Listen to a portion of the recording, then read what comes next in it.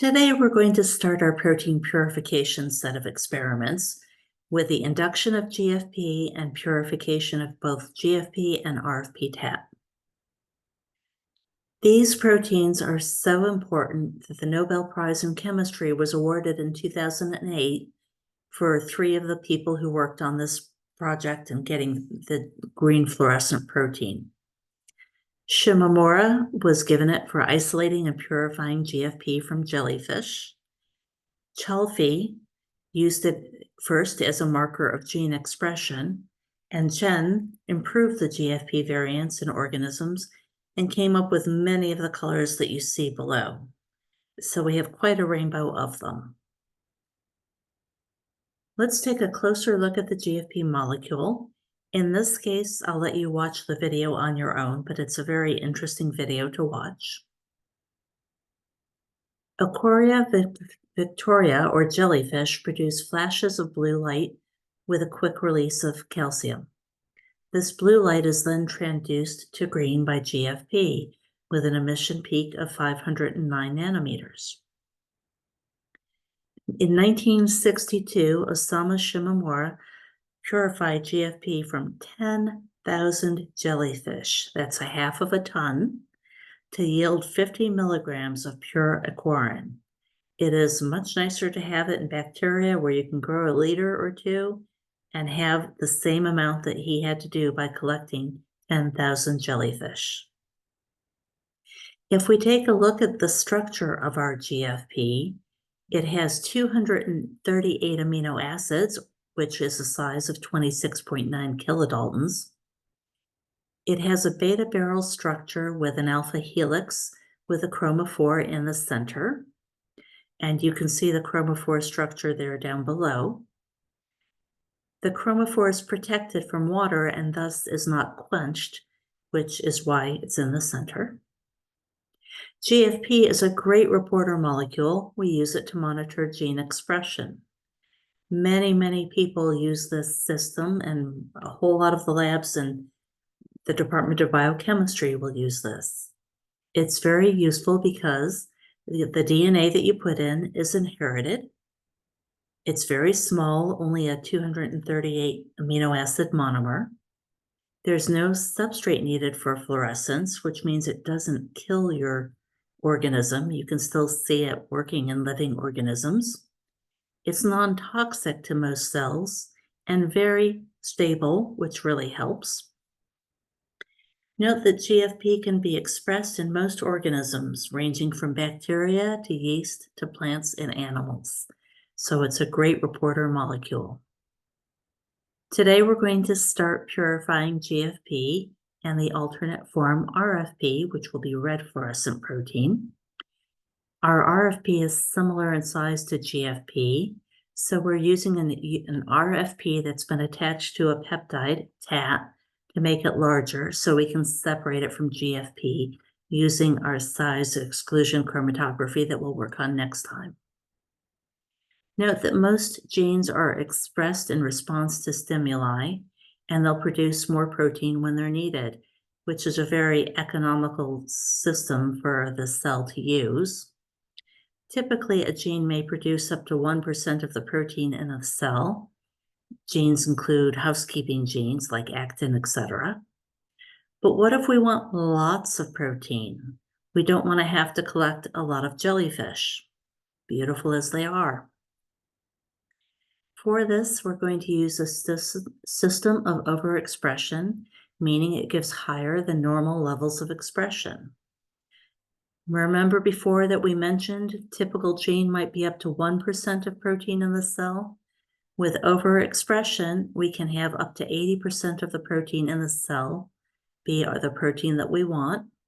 That means there's much more protein there to be purified, making our lives easier. For this, we'll be using the T7 promoter and T7 polymerase under control of the LAC promoter from the LAC operon in E. coli. Let's take a look at our LAC operon. We have a series of genes on it. Our LAC-I produces a repressor that will bind to the operator and block the path so our genes will not be produced. These genes in the normal lac operon include LAC-Z, LAC-Y, and LAC-A. However, the repressor is now blocking it. But we can add lactose, which acts as an inducer. It will bind to our repressor, indicated by the black circles. It makes it change shape, falls off, and now our polymerase can bind and give us expression of our genes, beta-galactosidase, permease, and transasolase. So this simple system means we can turn on expression whenever we want to. Scientists have modified this system to make it more functional for inserting other proteins. We still have our LAC-I, PLAC, and operator. The LAC-I again makes the repressor, but now the normal genes that are present have been removed.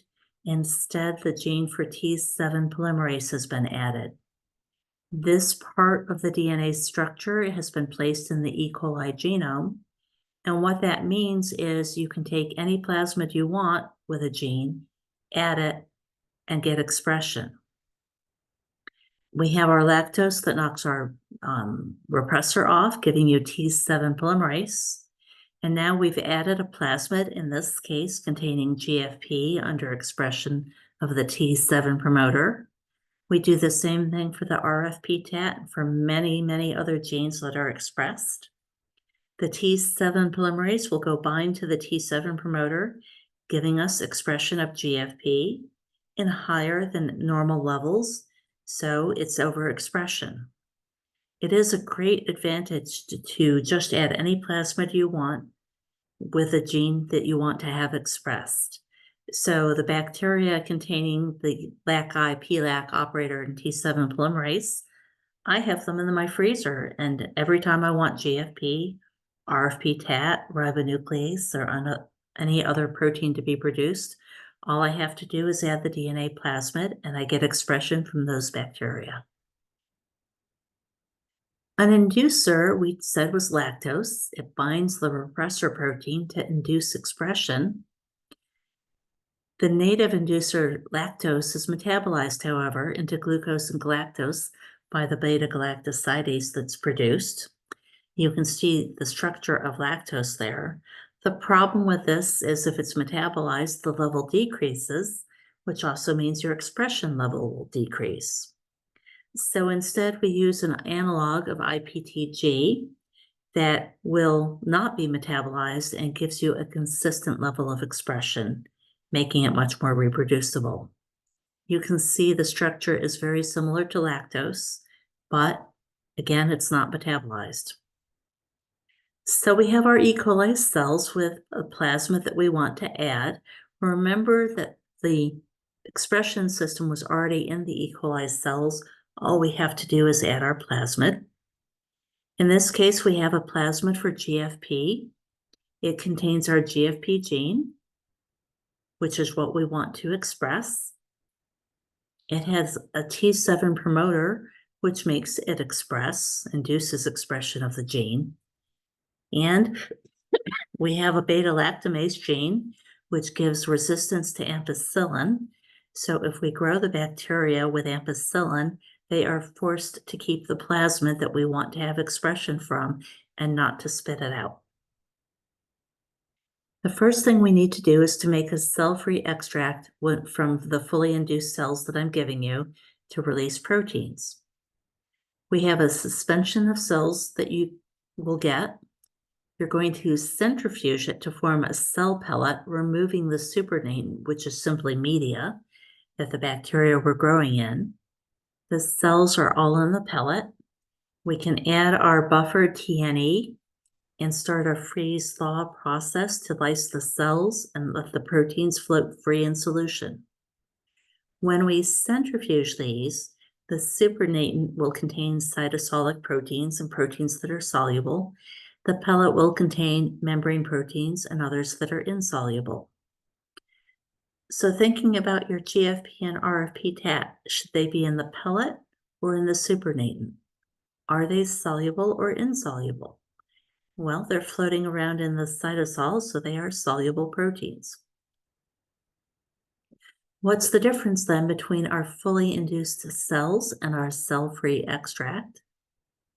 Fully induced cells will become the cell-free extract once we lyse the cells and remove the debris. So our cell-free extract is partially missing, meaning there's probably some left behind. Whole cells, cell fragments, insoluble proteins such as the membrane proteins. Next time, we'll use the cell-free extract to produce GFP, RFP and RFP-TAT. And today we're also working on inducing expression of our protein as we discussed with the lac-operon. For today, safety notes and reminders. You need to use eye protection and gloves. We'll be freeze thawing our samples with liquid nitrogen, which can burn, so don't dunk your fingers in it. Centrifuges must be balanced or they can go off balance and it can be very damaging. All of our waste for our E. coli will go into the biohazard containers that we'll set out. We'll still be using the bags on the bench, but the contents of them will all go into the biohazard.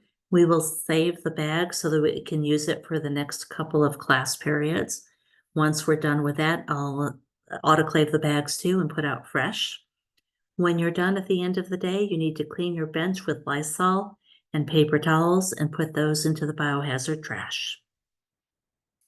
Note, today, you only add STS loading buffer to your aliquots that you centrifuged and removed the supernatant. Do not add it to your inducing cells or to the sample that should be about 1 ml that you save for your column chromatography. If you do, you've ruined your experiment. Here's an image of what can happen to a centrifuge that's unbalanced, and it can cause a lot of damage, so make sure your tubes are balanced and are the same weight. Go ahead and get started.